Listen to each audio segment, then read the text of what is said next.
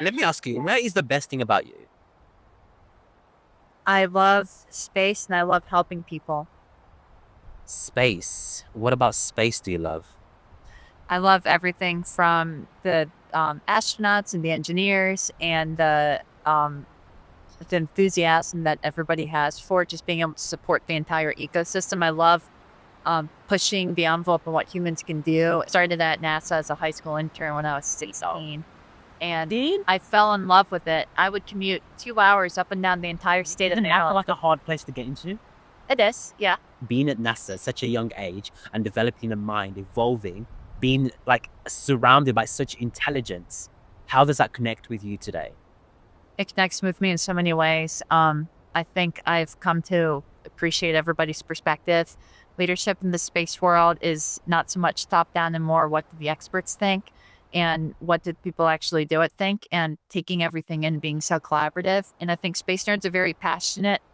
You'll get politics and egos everywhere, but in the space world, I feel like it's much more relaxed and much more collegiate, friendly, and loose.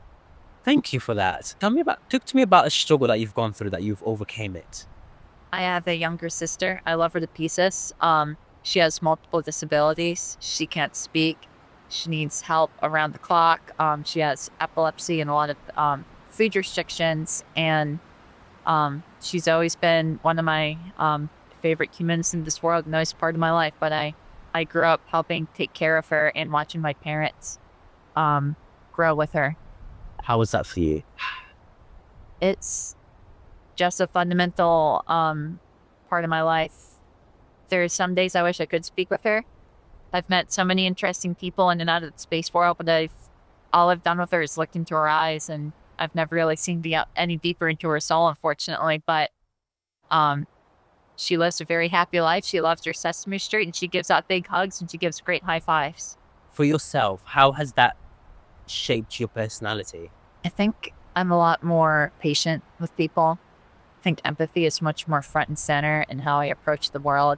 Try to look people in the eyes. I try to smile. I work on, or I think I'm naturally sincere. But I think having that greater empathy and understanding people.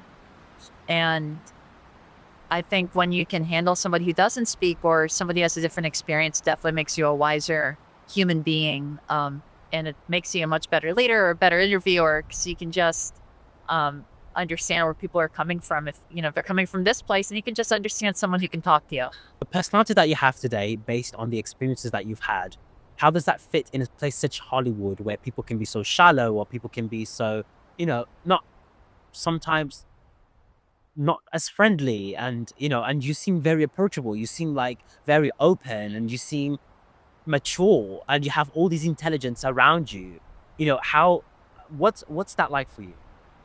I'm actually from the DC area, and at least in DC, oh, really epic. I didn't really grow up there, but I live there right now, and I'm visiting for a week. And I have a feeling it'd be much the same as anywhere else where you learn to kind of keep a thick shell and you know what your values are. You find your validation from the inside, and you find a few friends and family I that love love that. you unconditionally. And I find in any form of ambition, probably applies to Hollywood too. If you know what you're about and you know who you love, there'll be good and bad days, but at least if you're having good and bad days chasing your dreams. Your core values. Amen. Your core values. Thank you so much for your time.